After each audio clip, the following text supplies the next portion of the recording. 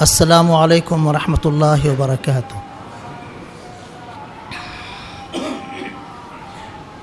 الحمد للہ کفا وسلام علی عبادہ الذین اصطفیٰ، اما بعد فاعوذ باللہ من الشیطان الرجیم، بسم اللہ الرحمن الرحیم۔ وَإِذْ أَخَذْنَا مِيثَاقَ بَنِي إِسْرَائِيلَ لَا تَعْبُدُونَ إِلَّا اللَّهَ وَبِالْوَالِدَيْنِ إِحْسَانًا وَذِي الْقُرْبَى وَالْيَتَامَى وَالْمَسَاكِينِ وَقُولُوا لِلنَّاسِ حُسْنًا وَأَقِيمُوا الصَّلَاةَ وَآتُوا الزَّكَاةَ ثم توليتم إلا قليلا منكم وأنتم معرضون وإذ أخذنا ميثاقكم لا تسفكون دماءكم ولا تخرجون أنفسكم من دياركم ثم أقررتم وأنتم تشهدون ثم أنتم هؤلاء تقتلون أنفسكم وتخرجون فريقا منكم من ديارهم تظاهرون عليهم بالإثم والعدوان وإن يأتوكم أسارى تفادوهم وهو محرم عليكم إخراجهم أفتؤمنون ببعض الكتاب وتكفرون ببعض فما جزاء من يفعل ذلك منكم إلا خزي في الحياة الدنيا ويوم القيامة يردون إلى أشد العذاب وما الله بغافل عما تعملون أولئك الذين اشتروا الحياة الدنيا بالآخرة فلا يخفف عنهم العذاب ولا هم ينصرون۔ محترم بھائیوں، بزرگوں، دوستو، یہ پہلے پارے کا 10واں رکوع ہے۔ اس رکوع میں اللہ پاک نے توریت میں بنی اسرائیل سے عہد لیا تھا، پختہ وعدہ لیا تھا، کچھ نیک کام کرنے کے بارے میں اور کچھ برائیوں سے دور رہنے کے بارے میں۔ تو بنی اسرائیل نے اقرار کرنے کے باوجود اس عہد کی مخالفت کی، اس کو پورا نہیں کیا، تو اس کی سزا انہیں کیا دی گئی، دنیا میں اور آخرت میں کیا سزا ہوگی، اس کو اللہ نے یہاں بیان فرمایا ہے۔ ترجمہ سنیے اور یاد کرو اس وقت کو جب ہم نے بنی اسرائیل سے مضبوط عہد لیا تھا کہ تم اللہ کے سوا کسی کی اور عبادت نہیں کرو گے،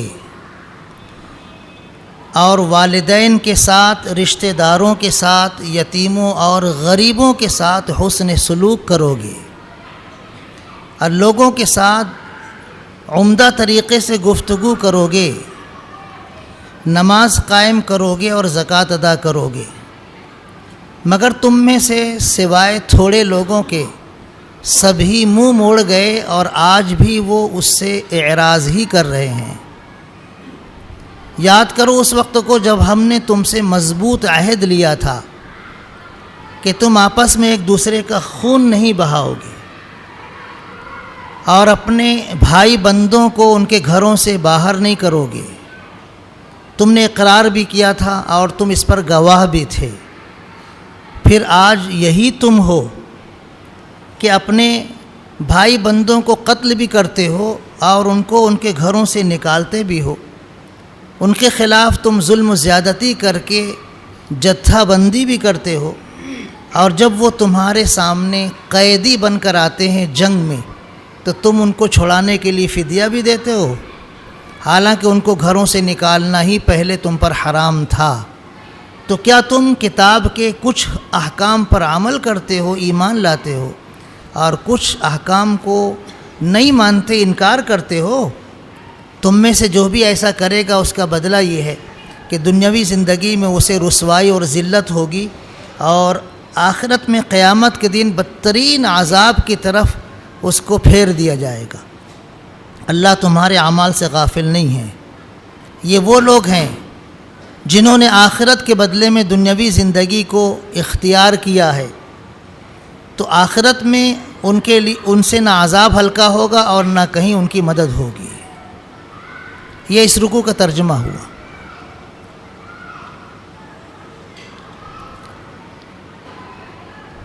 حضور اکرم صلی اللہ علیہ وسلم کی مدینہ منورہ تشریف آوری سے پہلے عرب کے دو مشہور قبیلے تھے، قبیلہ اوس اور قبیلہ خزرج۔ دونوں عرب قبیلے تھے، لیکن ان میں جنگ ہوتی تھی اور بہت خطرناک جنگ ہوتی تھی، اور وہ جنگ کبھی کبھی اتنی لمبی ہوتی تھی کہ 100 سال تک پہنچتی تھی۔ تو مدینے کے اطراف میں کچھ یہودیوں کے قبائل تھے۔ ان قبائل میں دو قبیلے بہت مشہور تھے، ایک قبیلہ بنو قریظہ اور ایک قبیلہ بنو نضیر۔ تو سیاسی حالات کو سامنے رکھ کر یہودیوں نے اپنے مزاج کے مطابق عرب قبیلوں سے دوستی کر رکھی تھی۔ تو جس عرب قبیلے پر کوئی دشمن حملہ کرتا تھا تو یہودی بھی اس کا دوست ہونے کی وجہ سے ساتھ دیتے تھے، دشمن کا مقابلہ کرتے تھے۔ یہ یہودی دو قبیلے ایک ہی قبیلے کے دوست نہیں تھے، دو الگ الگ عرب قبیلوں کے دوست تھے۔ بنو قریظہ یہ اوس قبیلے کے دوست تھے، اور بنو نضیر یہ خزرج قبیلے کے دوست تھے۔ تو توریت میں ان کو یہ کہا گیا تھا کہ آپس میں ایک دوسرے کا خون بہانا نہیں۔ انہوں نے اس کا اقرار بھی کیا تھا، مان بھی لیا تھا، لیکن جب جنگ ہوتی تھی تو یہی یہودی جو ایک قبیلے کا ساتھ دیتے تھے، ان میں سے کچھ یہودی دوسرے قبیلے کا ساتھ دیتے تھے، آپس میں جنگ ہوتی تھی، اور یہ یہودی اس یہودی کو مارتا تھا، یہ یہودی اس یہودی کو مارتا تھا، تو یہودی یہودی ہی کے ہاتھ سے قتل ہوتا تھا۔ یہ آپس کی خون ریزی اس جنگ میں ہوتی تھی۔ اس پر ان کو کوئی پرواہ نہیں تھی کہ ہم توریت کے حکم کی خلاف ورزی کر رہے ہیں۔ ہاں البتہ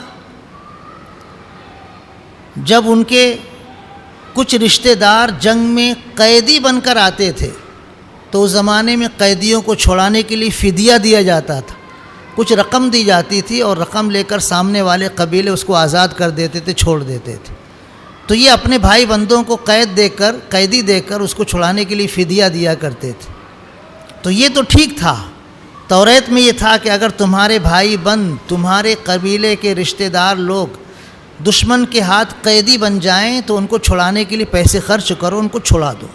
تو یہ کام تو کرتے تھے، لیکن آپس کی جو خون ریزی سے منع کیا گیا تھا اس سے رکتے نہیں تھے، وہ خون ریزی کرتے تھے، قتل و غارت گری آپس میں کرتے تھے، اور ایک دوسرے کو اس کے گھر سے نکالتے بھی تھے آپس میں، حالانکہ وہ یہودی ہی تھے۔ ایک یہودی دوسرے یہودی کو گھر سے باہر کر دیتا تھا، دوسرا یہودی پہلے یہودی کو گھر سے باہر کر دیتا تھا، جلا وطن کر دیتا تھا، تڑی پار کر دیتا تھا۔ اس پس منظر میں اللہ پاک نے ان سے فرمایا کہ یاد کرو اس وقت کو جب ہم نے تم سے مضبوط عہد لیا تھا کہ تم آپس میں خون ریزی نہیں کرو گے اور اپنے بھائی بندوں کو ان کے گھروں سے باہر نہیں نکالو گے۔ تم نے اقرار بھی کیا تھا، گواہ بھی تم ہو، لیکن جب جنگ ہوتی ہے تو تم آپس میں خون ریزی بھی کرتے ہو اور اپنے ہی بھائی بندوں کو گھر سے باہر بھی کر دیتے ہو۔ ہاں البتہ جب وہ قیدی بنا کر لائے جاتے ہیں تو ان کو چھڑانے کے لیے پیسے خرچ کرتے ہو۔ تو اس طرح گویا توریت پر کچھ احکام کو قبول کرتے ہو، کچھ احکام کا انکار کرتے ہو۔ یہ تمہاری بے رخی اتنی سخت ہے کہ اللہ کے یہاں تمہاری دنیاوی زندگی میں بھی ذلت و رسوائی تمہارا مقدر کر دیا جائے گا، اور آخرت میں تو اتنا شدید عذاب ہوگا کہ نہ تمہاری کہیں سے مدد ہوگی اور نہ ہی تمہارا عذاب ہلکا ہوگا۔ یہ یہودیوں کو تنبیہ کی گئی ہے، یہ تنبیہ ہمارے لیے بھی ہے۔ قرآن کریم میں ہم کو بھی حکم دیا گیا ہے کہ مسلمان کا بھائی ہے، وہ اس پر ظلم نہیں کرتا، وہ اس کو قتل نہیں کرتا، وہ اس کو ذلیل و رسوا نہیں کرتا۔ قرآن کریم میں اللہ پاک نے جگہ جگہ مسلمانوں کو آپس میں بھائی بھائی قرار دیا ہے اور ایک دوسرے کے خلاف ظلم و زیادتی سے منع فرمایا ہے۔ لیکن آج مسلمان وہی حرکت کر رہے ہیں جو یہودی آپس میں اس وقت کیا کرتے تھے۔ کہ مسلمان آپس میں لڑتے ہیں. ابھی الیکشن کے زمانے میں دیکھیے گا، ایک پارٹی کی طرف کچھ مسلمان ہیں، دوسری پارٹی کی طرف کچھ مسلمان ہیں. اس پارٹی والے مسلمان سامنے والی پارٹی کے مسلمانوں کے خلاف جو من میں آئے گا بولے گے، جو ان کو سمجھ میں آئے گا بولے گے، بھاشن دیں گے، ان کے خلاف جو بھی وائرل کرنا ہوگا وائرل کریں گے، اور یہ بھی ان کے خلاف جو بولنا ہوگا بولیں گے. الیکشن ختم ہونے کے بعد بھی یہ سلسلہ باقی رہے گا. جو یہودیوں کی حرکت تھی وہ تو مسلمانوں کی بھی حرکت. تو کیا مسلمان اس بات پر راضی ہیں کیا کہ دنیاوی زندگی میں ذلت و رسوائی کی زندگی ان کا مقدر بنے؟ آج دیکھو ملک کے حالات کیسے ہیں. مسلمان کہیں باعزت رہ رہے ہیں کیا؟ ابھی کل ہی ایک جگہ بچوں کا ایک مکتب کا جلسہ تھا. جلسہ ختم ہوا، میں گاڑی میں بیٹھ گیا تو ایک صاحب چپکے سے آ کر میرے کان میں کہنے لگے مولانا دعا کرو، ہاں ہمارے گاؤں کے حالات اچھے نہیں ہیں. کیا ہے؟ کہا یہاں پر ہم محفوظ نہیں ہیں، یہاں نہ ہمارا کاروبار محفوظ ہے، نہ ہمارے گھر محفوظ ہیں، نہ ہماری مسجدیں محفوظ ہیں، نہ ہماری عزت و آبرو محفوظ ہے. پورے ملک کا یہی حال ہے، پورے ملک کا یہی حال ہے. مسلمانوں کو عزت حاصل نہیں ہے، رسوائی کی زندگی گزار رہے ہیں. اور اس کی جو وجوہات ہیں ان وجوہات میں سے ایک وجہ یہ ہے کہ مسلمان آپس میں لڑتے ہیں. یہ فلاں پارٹی کا ہے اس کے خلاف بولو، یہ ہماری پارٹی کا نہیں ہے اس کے خلاف بولو. الیکشن تک یہی صورتحال رہے گی، اس کے بعد بھی یہی صورتحال رہے گی. ہوش کے ناخن لو. کب تک ذلت و رسوائی کی زندگی گزارتے رہو گے؟ اللہ نے ایمان کے ذریعے ہم کو عزت دی ہے، اسلام کے ذریعے ہم کو عزت دی ہے، حضرت محمد صلی اللہ علیہ وسلم کا امتی بنا کر ہم کو عزت دی ہے، قرآن کریم جیسی کتاب ہم کو عطا فرما کر عزت دی ہے. اور ہم ہیں کہ قرآن کے خلاف، حدیثوں میں حضور اکرم صلی اللہ علیہ وسلم کے ارشادات کے خلاف، آپس میں ایک دوسرے کے خلاف محاذ قائم کر کے ایک دوسرے کو بدنام کرنے، ایک دوسرے کے خلاف کچھ بھی جو ہم کو من میں آئے گا وہ کرنے کے لیے تیار رہتے ہیں. یہ دنیا کا چند روزہ فائدہ ہے جس کو ہم الیکشن کا فائدہ کہتے ہیں. چند روزہ. یقین جانو اگر آپ کو ہندوستان کا وزیر اعظم بھی بنا دیا گیا، صدر جمہوریہ بھی بنا دیا گیا، تو یہ جو عہدہ ہے نا، اس عہدے کے مقابلے میں جو ہم کو دین کی دولت دی گئی ہے قرآن و حدیث کی، اس کا مقابلہ یہ دنیا کی عزتیں نہیں کر سکتی. دنیا کے یہ عہدے اس کا مقابلہ نہیں کر سکتے ہیں. ہم کو چاہیے کہ ہم اللہ کی دی ہوئی ان دولتوں کو، ان عزتوں کو، ان اعزازوں کو سینے سے چمٹائیں اور آپس میں بھائی بن کر رہنے کی کوشش کریں. پھر اللہ پاک نے توریت میں یہ بھی بنی اسرائیل سے عہد لیا تھا کہ تم اللہ کے سوا کسی کی عبادت نہیں کرو گے، صرف اللہ کی عبادت کرو گے. لیکن یہودیوں نے بت پرستی بھی شروع کر دی تھی، نعوذ باللہ من ذالک. قرآن کریم میں ان کی بت پرستی کا حال بیان کیا گیا ہے، ان کے کفر شرک کا حال بیان کیا گیا ہے. انہوں نے پیغمبروں کو خدا کا بیٹا قرار دینا شروع کر دیا. انہوں نے اللہ کے سوا دوسرے معبودوں کی باقاعدہ عبادت کرنی شروع کر دی، نعوذ باللہ من ذالک. ان کے پیغمبروں نے ان کو منع کیا لیکن نہیں مانے، پیغمبروں کو قتل کرنے لگے. اللہ پاک نے دنیا میں ذلیل کر دیا، رسوا کر دیا، کہیں ان کو عزت کا ٹھکانہ نہیں مل سکا. دوسرا اللہ پاک نے عہد لیا کہ والدین کے ساتھ حسن سلوک کرنا، رشتہ داروں، غریبوں اور یتیموں کے ساتھ حسن سلوک کرنا. یہ عہد جیسے یہودیوں سے توریت میں لیا گیا، یہی عہد مسلمانوں سے قرآن کریم میں بھی اللہ پاک نے لیا ہے.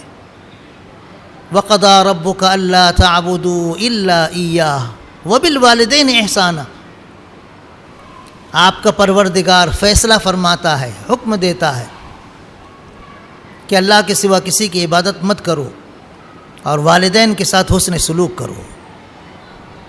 قرآن کریم میں اللہ پاک نے مسلمانوں کو بھی توحید کا درس دیا، توحید کا حکم دیا ہے، اور فوراً اس کے بعد والدین کے ساتھ حسن سلوک کرنے کا حکم دیا ہے۔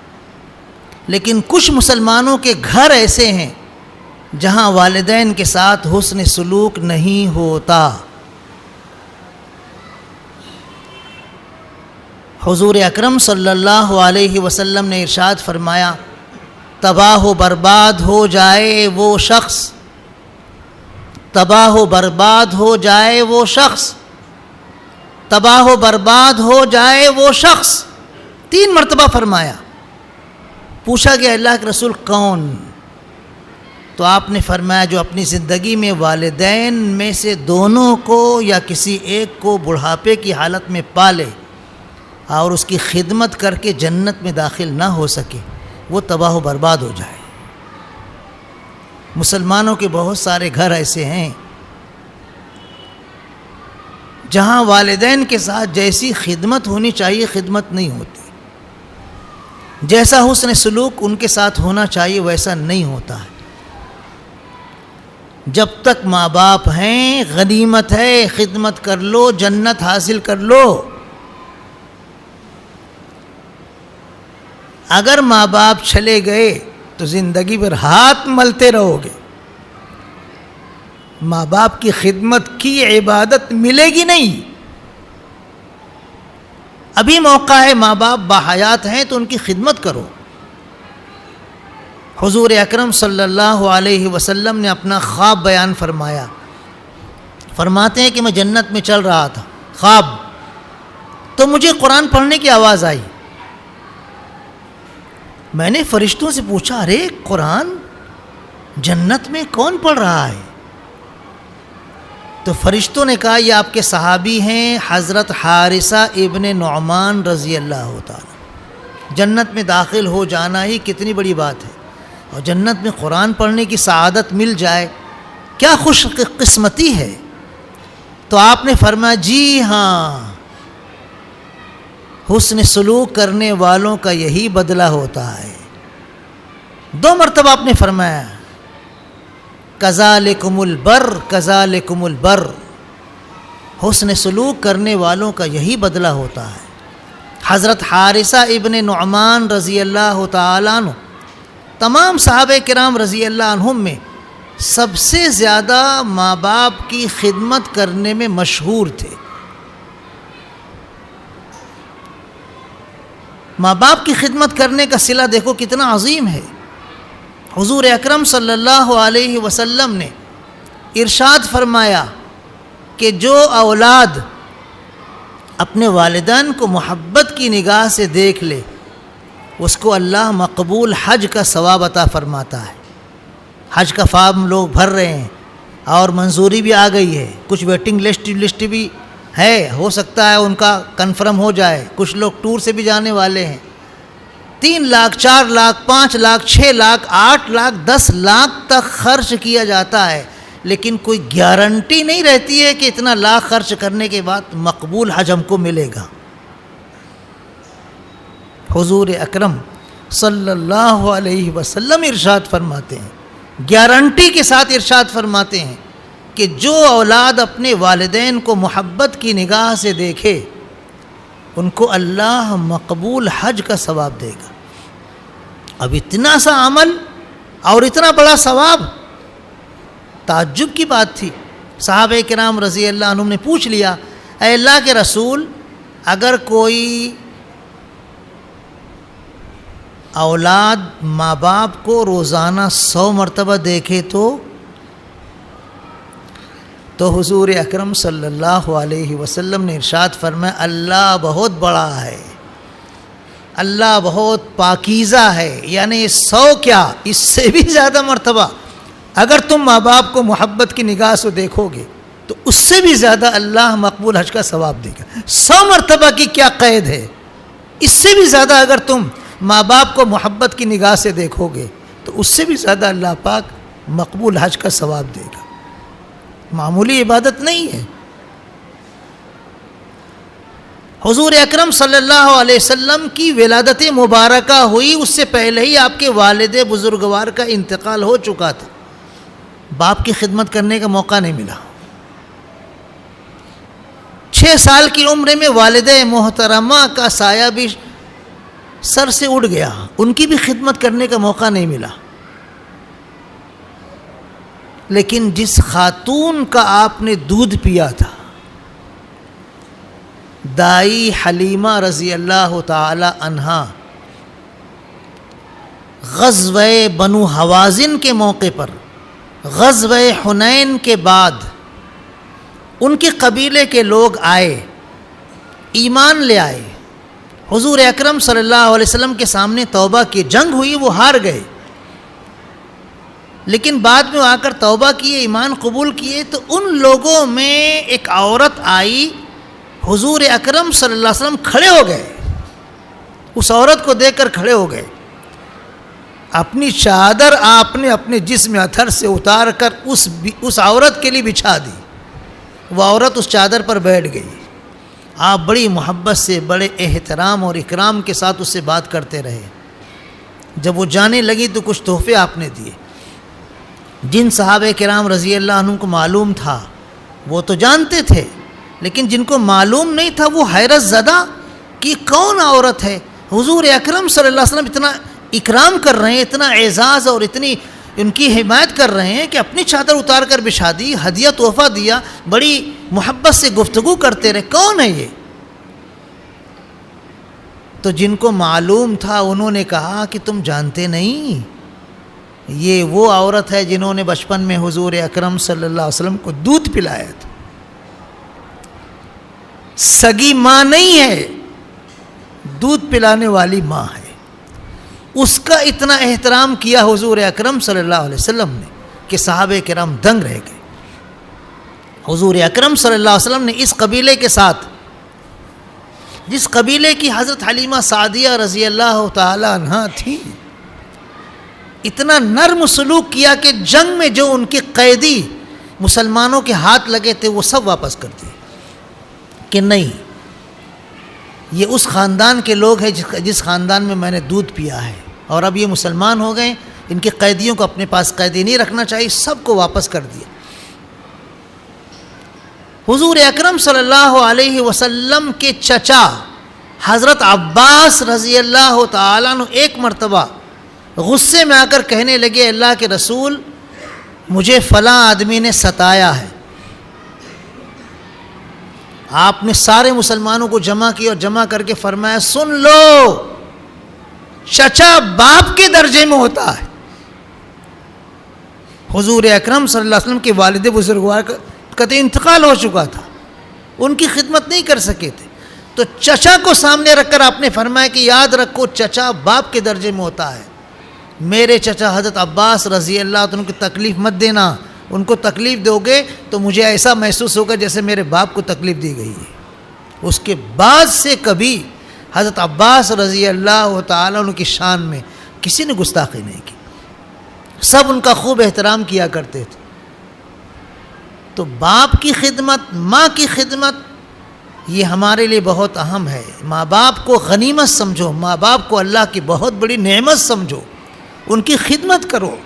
کتنے ایسے خاندان ہیں، مالدار خاندان، خوشحال خاندان، لیکن ماں اور باپ کی خدمت کرنے والے بہت سارے بیٹے، بہت سارے پوتے، بہت سارے نواسے موجود ہیں. کوئی آگے بڑھ کے نہ باپ کی خدمت کرتا ہے، نہ ماں کی خدمت کرتا ہے، نہ دادا کی، نہ نادادی کی، نہ نانا کی، نہ نانی کی. سب اپنے اپنے میں رہتے ہیں. یہ کوئی زندگی ہے؟ تف ہے ایسی زندگی پر. ماں باپ بڑھاپے کی عمر میں پہنچ جائیں اور ہم ان کی خدمت نہ کر سکیں، ہمارے بچے ان کی خدمت نہ کر سکیں، ایسی زندگی پر تف ہے. ہم کو چاہیے کہ ماں باپ کی خدمت کا حق ادا کریں. جتنا موقع ملے ان کی خدمت کرو، ان کے ساتھ نرم سلوک کرو. حضور اکرم صلی اللہ علیہ وسلم نے پچھلی امتوں کا حال بیان فرمایا ہے کہ 3 لوگ غار میں پھنس گئے تھے. غار کے منہ پر ایک پتھر کی چٹان آ کر جم گئی تھی. تینوں بہت قوت کے ساتھ، طاقت کے ساتھ اس چٹان کو ہٹا رہے تھے، لیکن چٹان ٹس سے مس نہیں ہو رہی تھی. انہوں نے فیصلہ کیا کہ ہم اپنی زندگی میں خالص اللہ کے لیے جو عمل کیے ہوں گے اس کے طفیل دعا مانگیں، اللہ پاک اس کی برکت سے اس مصیبت سے ہم کو نجات دے دے گا. تو ایک شخص دعا کرتا ہے، اللہ میرے بوڑھے ماں باپ تھے، روزانہ میں بکری چرانے کے لیے جنگل جاتا تھا، بکریاں چرا کر شام کو واپس آتا تھا، دودھ دوہتا تھا، اور دودھ کا پیالہ پہلے ماں باپ کو پیش کرتا تھا، بعد میں بیوی بچوں کو پیش کرتا تھا، اور بعد میں پیتا تھا. روز کا میرا معمول تھا. ایک روز جنگل سے آنے میں مجھے دیر لگی، رات ہو گئی، میں جلدی آیا، دودھ دوہا، والدین کے پاس کٹورا لے کر پیالہ لے کر پہنچا دودھ کا، تو وہ سو چکے تھے. بیوی جاگ رہی تھی، بچے جاگ رہے تھے، ماں باپ سو گئے تھے. میں نے ان کو اٹھانا اچھا نہیں سمجھا کہ میٹھی نیند سو رہے ہیں، کیوں اٹھاؤں. بیوی میرا منہ تک رہی تھی کہ مجھے بھوک لگی، مجھ کو دودھ پلا دو. بچے میرے قدموں کے پاس رو رہے تھے کہ ہم کو دو. میں نے ماں باپ کے مقابلے میں ان کا حق کم سمجھا، ماں باپ کا زیادہ سمجھا.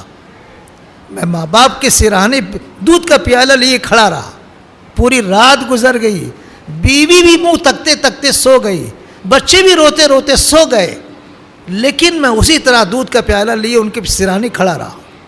جب بھی جاگیں گے میں دودھ پلا دوں گا، جب بھی جاگیں گے ان کو دودھ دے دوں گا. صبح ہوئی تب وہ جاگے تو میں نے بڑی محبت سے اکرام کے ساتھ ان کو دودھ دیا اور انہوں نے دودھ پیا. پھر میں نے بیوی کو اٹھا کر اس کو دیا، اس نے پیا. بچوں کو اٹھا کر ان کو دیا، اس کو پیا. پھر ان کو دیا، وہ پیا، اور اس کے بعد میں نے پیا. اے اللہ، والدین کی یہ خدمت اگر آپ کے یہاں مقبول ہے تو پتھر کی چٹان کو ہٹا دے. فوراً پتھر کی چٹان ہٹ گئی. یہ واقعہ خود حضور اکرم صلی اللہ علیہ وسلم بیان فرمایا ہے، جو بخاری شریف میں موجود ہے. والدین کی خدمت کیجئے. اللہ پاک نے فرمایا رشتہ داروں کے ساتھ بھی حسن سلوک کرو. ہمارے ہاں یہ بھی کوتاہیاں ہوتی ہیں بہت سے خاندانوں میں کہ ہم آپس میں رشتہ داروں میں جوڑ نہیں ہے. سگے بھائی، سگے رشتہ دار کٹے ہوئے ہیں، تعلقات ٹوٹے ہوئے ہیں. ایسی نوبت بھی پیش آ جاتی ہے کہ ہمارے خاندان کا ایک شخص کسی سے تعلقات توڑے ہوئے ہے اور اسی حال میں اس کی وفات ہو گئی، تعلقات جوڑنے کی نوبت نہیں آئی. بہت بڑی محرومی ہے، بہت بڑی بدقسمتی ہے کہ کسی سے تعلق توڑے ہوئے ہونے کی حالت میں وفات ہو جائے. ہم کو چاہیے کہ ہمارے دور قریب کے جو رشتہ دار ہیں ان سے تعلق جوڑیں. حضور اکرم صلی اللہ علیہ وسلم کا ارشاد ہے، جو شخص یہ پسند کرتا ہے کہ اس کے رزق میں اور اس کی عمر میں برکت ہو تو اس کو چاہیے کہ رشتہ داری جوڑے. حضور اکرم صلی اللہ علیہ وسلم نے ارشاد فرمایا، جس قوم میں رشتہ داری توڑنے والا موجود ہو اس قوم پر اللہ کی رحمت نازل نہیں ہوتی. پوری قوم میں ایک شخص بھی اگر رشتہ داری توڑنے والا ہے تو اس کی نحوست پوری قوم میں آتی ہے. ہم سب کو چاہیے کہ اپنی رشتہ داریوں کو جوڑیں. دنیا کے لیے، زمین جائیداد کے لیے، مکان کے لیے، پیسوں کے لیے ہم آپس کے رشتے ناطے کو توڑ دیتے ہیں. کتنی بڑی محرومی ہے. یہ پیسے چھوڑ کر ہم چلے جائیں گے، یہ زمین چھوڑ کر ہم چلے جائیں گے، یہ گھر بار چھوڑ کر ہم چلے جائیں گے، لیکن رشتہ ناتا توڑنے کی وجہ سے جو نحوست ہمارے ساتھ لگی ہے وہ ہم سے چھوٹے گی نہیں. ہم کو چاہیے کہ رشتہ ناتا جوڑیں. حضور اکرم صلی اللہ علیہ وسلم سے ایک صحابی رضی اللہ تعالیٰ عنہ شکایت کی، اے اللہ کے رسول، میرے کچھ رشتہ دار ایسے ہیں کہ میں تو ان کے ساتھ رشتہ ناتا جوڑتا ہوں لیکن وہ رشتہ ناتا جوڑتے نہیں ہیں، توڑتے ہی رہتے ہیں. میں ان کے ساتھ حسن سلوک کرتا ہوں لیکن وہ میرے ساتھ حسن سلوک نہیں کرتے ہیں، بدسلوکی کرتے رہتے ہیں. میں ان کی غلطیوں پر درگزر کرتا ہوں، معاف کرتا ہوں، کوئی ایکشن نہیں لیتا، لیکن وہ ہیں کہ برابر نادانی اور جہالت پر اترے رہتے ہیں. میں کیا کروں؟ تو حضور اکرم صلی اللہ علیہ وسلم نے ارشاد فرمایا جیسا تم بول رہے ہو اگر واقعی ایسا ہے تو تمہاری حمایت میں تمہاری مدد کے لیے اللہ کی طرف سے ہمیشہ ایک فرشتہ رہے گا، اور جو تمہارے خلاف اس طرح کی حرکت کر رہے ہیں ان کو اللہ ذلیل کر کے مٹی میں ملا دے گا۔ ہم اپنے طور پر رشتہ ناتا جوڑنے کی کوشش کریں، سامنے والا جوڑے تو اچھی بات ہے، نہیں جوڑتا ہے تو وہ اس کا گنہگار ہوگا، ہم تو اپنے گناہ سے بچیں۔ بہن بھائی آپس میں صرف دنیا کی خاطر، صرف مال کی خاطر بات چیت بند کر دیتے ہیں، آنا جانا بند کر دیتے ہیں، ملنا جلنا بند کر دیتے ہیں، کبھی کبھی لڑائی جھگڑے پر آمادہ ہو جاتے ہیں۔ یہ مسلمانوں کے خاندان کا، مسلمانوں کے گھروں کا شیوا نہیں ہے۔ مسلمانوں کے گھروں میں رشتے ناتے محفوظ ہوتے ہیں۔ حضور اکرم صلی اللہ علیہ وسلم کا چچا زاد بھائی ابو لہب کا لڑکا، حضور نے اپنی بیٹی اس کے نکاح میں دی تھی، اس نے طلاق دے دیا، حضور کو کتنا صدمہ ہوا ہوگا۔